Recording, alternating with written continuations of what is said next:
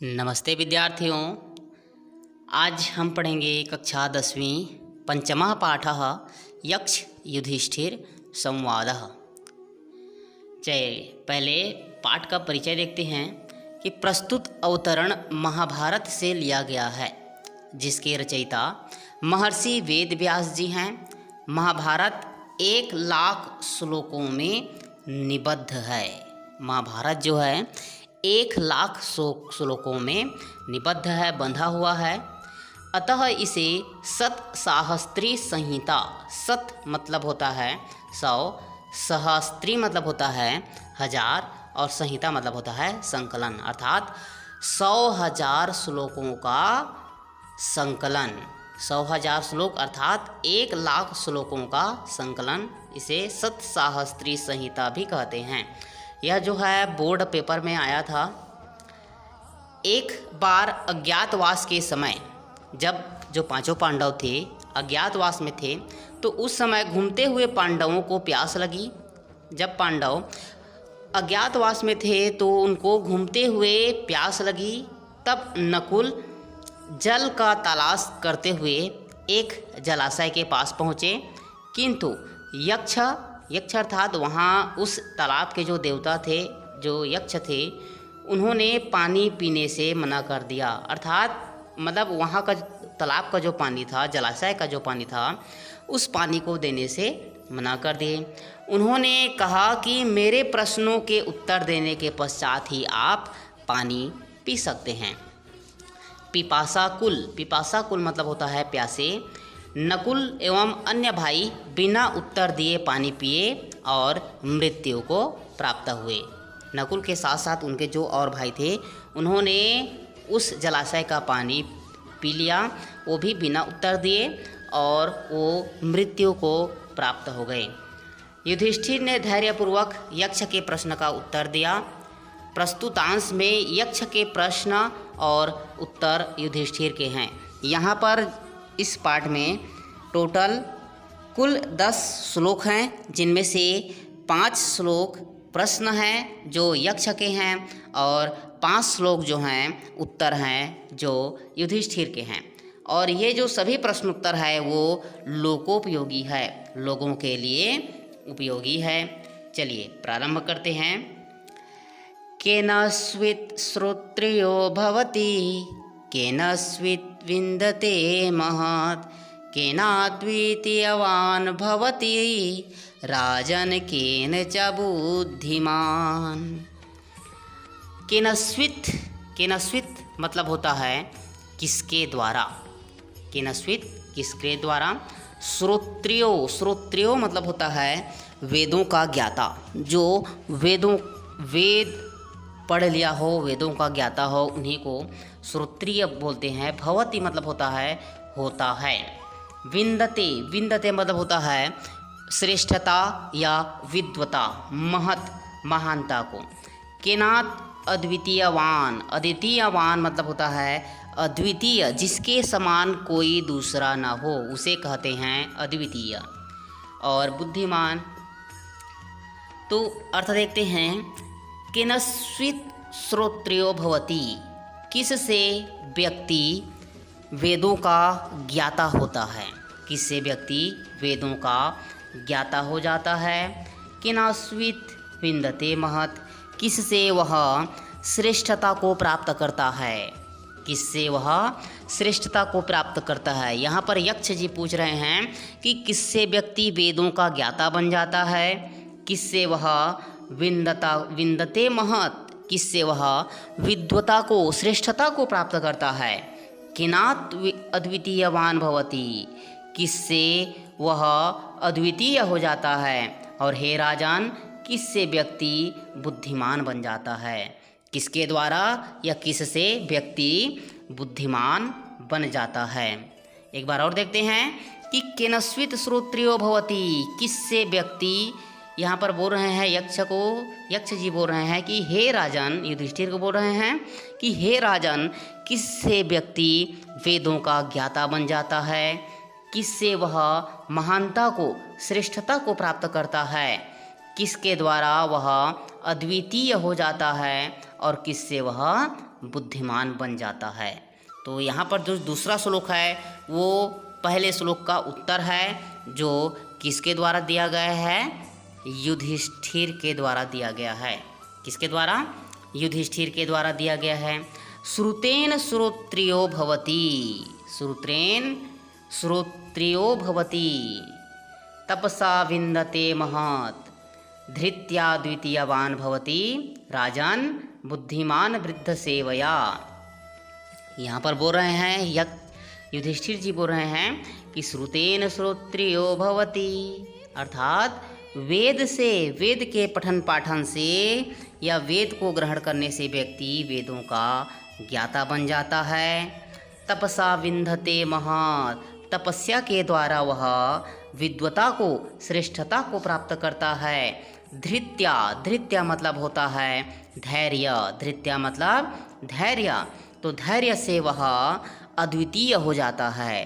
धैर्य, धीरज धारण करके व्यक्ति अद्वितीय हो जाता है। और हे राजन, बुद्धिमान वृद्ध सेवया, वृद्धों की सेवा करने से व्यक्ति बुद्धिमान बन जाता है। तो वह कैसे?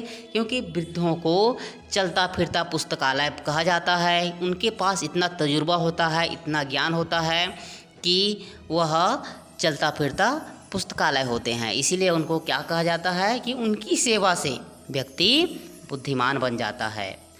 अर्थ एक बार और कि श्रुतेन श्रोत्रियो भवति, श्रुतेन श्रोत्रियो भवति, वेदों के पठन पाठन से या वेद से, वेद के ज्ञान से व्यक्ति वेदों का ज्ञाता बन जाता है। तपस्या के द्वारा वह श्रेष्ठता को, विद्वता को प्राप्त करता है। धैर्य से अद्वितीय बन जाता है, धैर्य से अद्वितीय हो जाता है। और हे राजन, वृद्धों की सेवा से व्यक्ति बुद्धिमान बन जाता है। चलिए अगला देखते हैं कि किंस्विद गुरुतरम भूमेह, किंस्विदुच्चतरम चखात, किंस्विद शीघ्रतरम वायोः, किंस्विद बहुतरम तृणात्। किंस्विद गुरुतरम भूमेह, गुरुतरम मतलब होता है भारी, गुरुतरम मतलब होता है भारी। और किंस्विद मतलब होता है क्या, किंस्विद मतलब क्या। भूमेह, भूमेह मतलब क्या होगा? भूमेह मतलब होगा है भूमि, पृथ्वी। किंस्विद उच्चतरम, उच्चतरम मतलब होता है ऊंचा, उच्चतरम मतलब ऊंचा। खात, खात मतलब होता है आसमान, खात मतलब आसमान, आकाश। शीघ्रतरम, शीघ्रतरम मतलब होता है शीघ्रतर, शीघ्र मतलब बहुत ही तेज।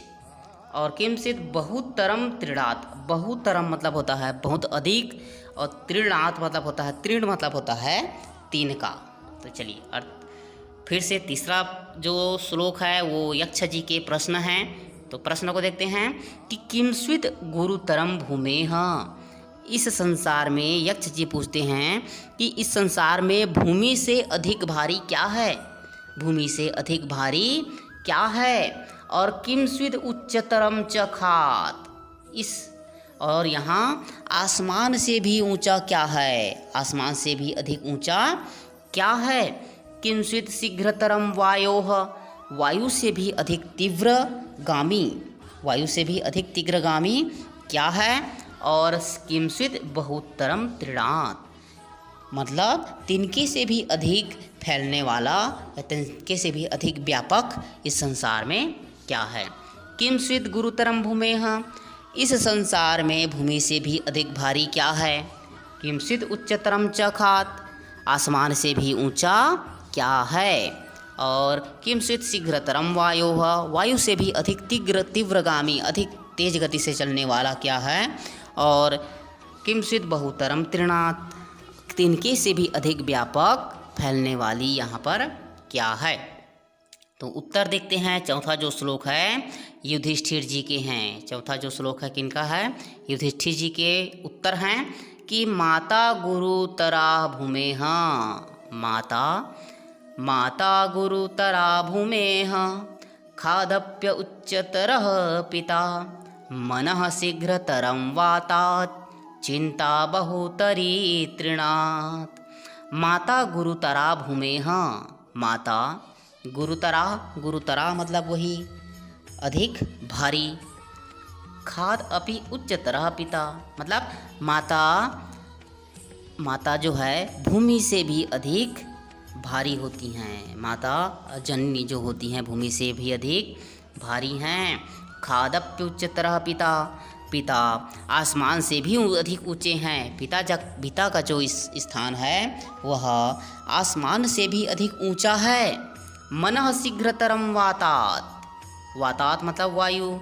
मन जो होता है आपका जो मन जो होता है बहुत ही चंचल होता है, इसीलिए यह हवा या वायु से भी अधिक यह तीव्रगामी है, तेज गति से चलने वाला है। और चिंता बहुतरणी तृणात्, और चिंता तिनके से भी अधिक व्यापक है, तिनके से भी अधिक फैलने वाली है। अर्थ एक बार और कि माता गुरुतराः भूमेः, माता पृथ्वी से भी भारी है, भूमि से भी अधिक भारी है। पिता आसमान से भी अधिक ऊंचे हैं। और मन जो होता है वो वायु से भी अधिक शीघ्रगामी होता है, तीव्रगामी होता है। और चिंता तिनके से भी अधिक व्यापक फैलने वाला है। चलिए पांचवा देखते हैं यक्ष जी के प्रश्न। धान्यानामुत्तमं किं स्वेत्, धनानां स्यात् किमुत्तमं, लाभानामुत्तमं किं स्यात्, सुखानां स्यात् किमुत्तमं, धान्यानाम् उत्तमं किं स्वेत्, धान्यानाम् उत्तमं किं स्वेत्। तो धान्य होता है अनाज, धान्यानाम मतलब अनाज, उत्तमम मतलब होता है श्रेष्ठ, उत्तमम मतलब श्रेष्ठ। धनानाम धन, उत्तमम श्रेष्ठ, लाभानाम लाभ, उत्तमम किम, और सुखानाम श्याम किम उत्तमम। अर्थ देखते हैं कि धान्यानाम उत्तमम किम स्वेत्, अनाजों में श्रेष्ठ या उत्तम क्या है, अनाजों में श्रेष्ठ या उत्तम क्या है। धनानाम उत्तमम किम, धनानाम स्यात् किम उत्तमम, अर्थात धनों में उत्तम क्या है। लाभानाम उत्तमम किम स्यात्, लाभानाम उत्तमम किम स्यात्, लाभ में उत्तम क्या है। तथा सुखानाम स्यात् किम उत्तमम, सुखों में उत्तम क्या है। अनाजों में उत्तम क्या है, अनाजों में उत्तम या श्रेष्ठ क्या है। धनों में श्रेष्ठ क्या है, लाभों में उत्तम या श्रेष्ठ क्या है, और सुखों में श्रेष्ठ क्या है। तो ये हो गया प्रश्न। अर्थ देखते हैं जो युधिष्ठिर जी के हैं कि धनानाम उत्तमं दाक्ष्यम, धान्यानाम उत्तमं दाक्ष्यम, धनानाम उत्तमं श्रुतम, लाभानाम उत्तमं श्रेयः, सुखानाम तुष्टिरुत्तमा।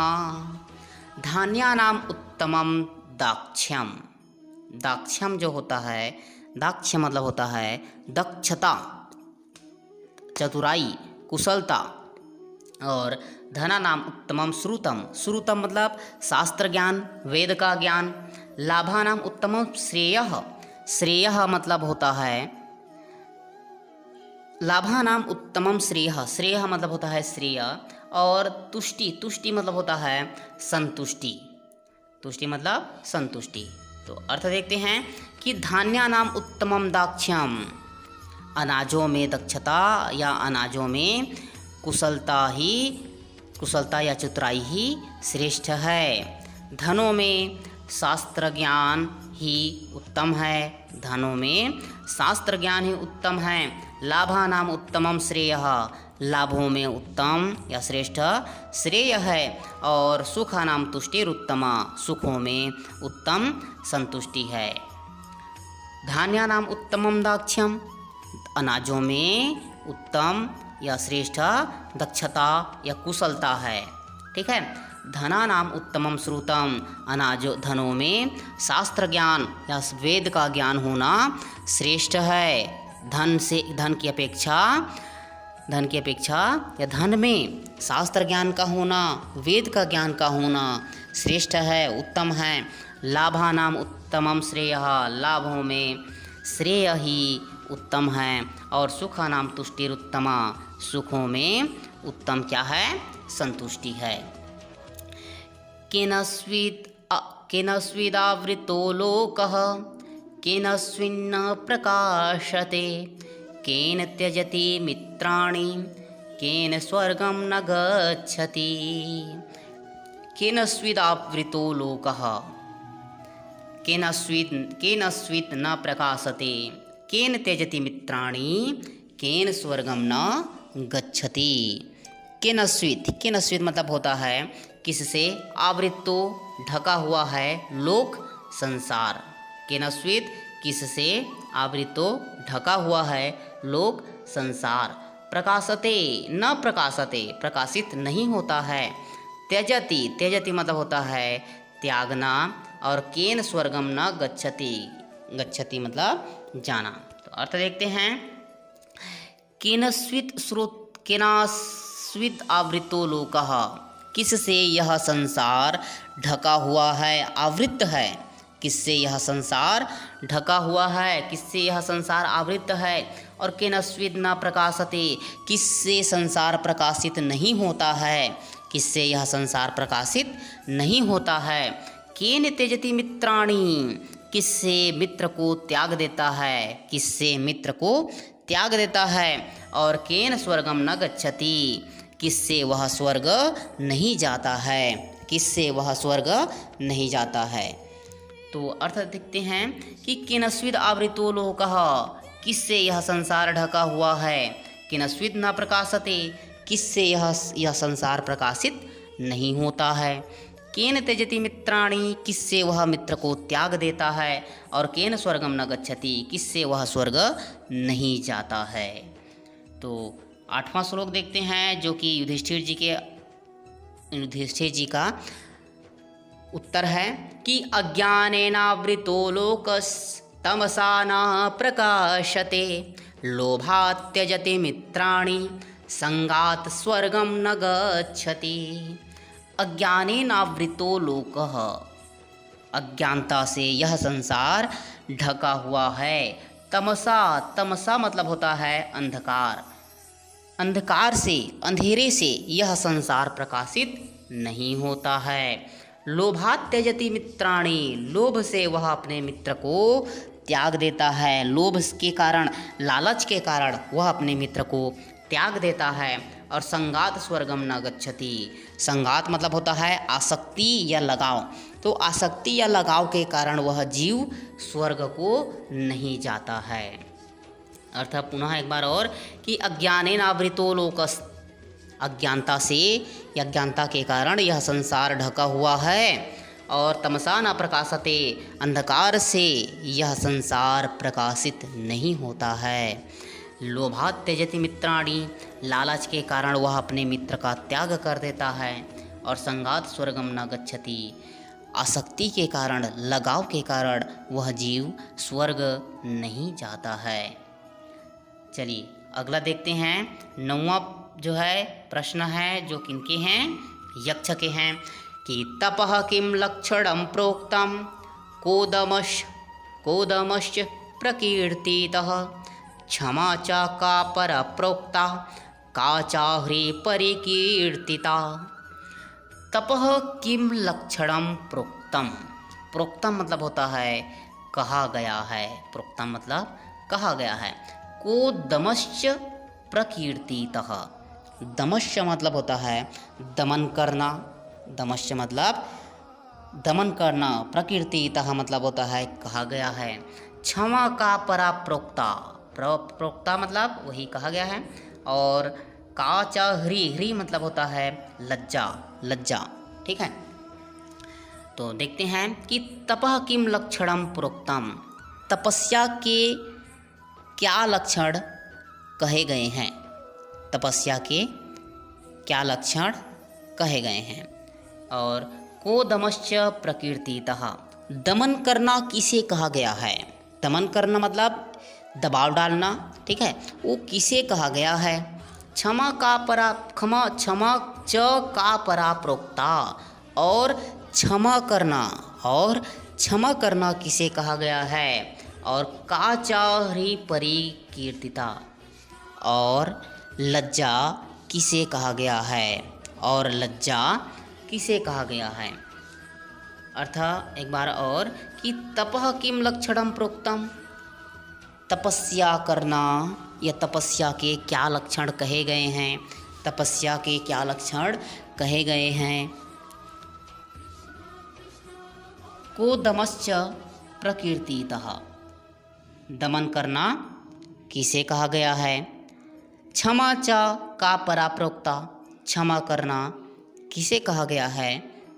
और का चाहरी परिकीर्तिता, का चाहरी परिकीर्तिता मतलब और लज्जा किसे कहा गया है।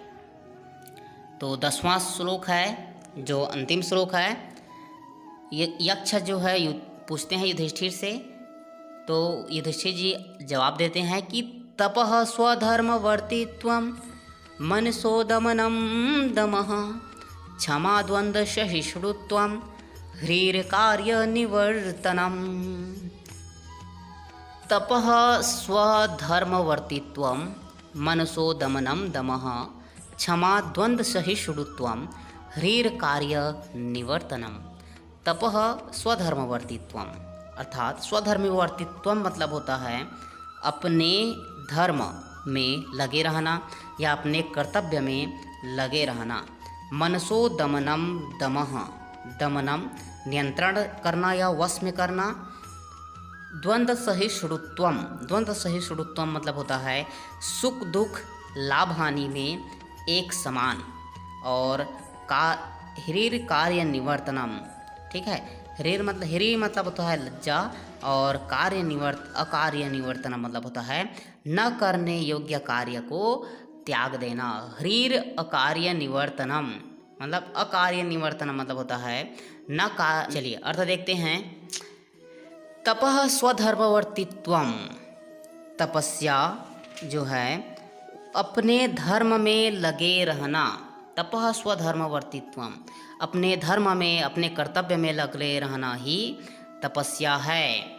मनसो दमनम दमः, अपने मन को वश में रखना ही दमन करना है।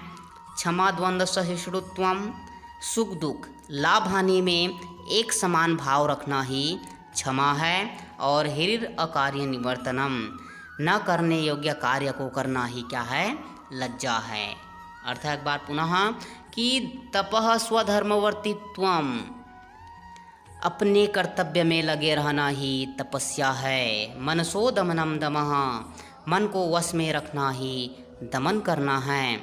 और क्षमा द्वंद्व सहिष्णुत्वम, सुख दुख लाभ हानि में एक समान भाव रखना ही क्षमा है। और ह्रीर कार्य निवर्तनम, न करने योग्य कार्य को त्याग देना ही लज्जा है। आशा है कि इन 10 श्लोकों का अर्थ आप लोगों को सरलता से समझ में आ गया होगा। इसी तरह से सभी पाठों के वीडियो देखने के लिए चैनल के साथ बने रहिए। सब्सक्राइब कीजिए, लाइक कीजिए, दोस्तों के साथ शेयर कीजिए। धन्यवाद।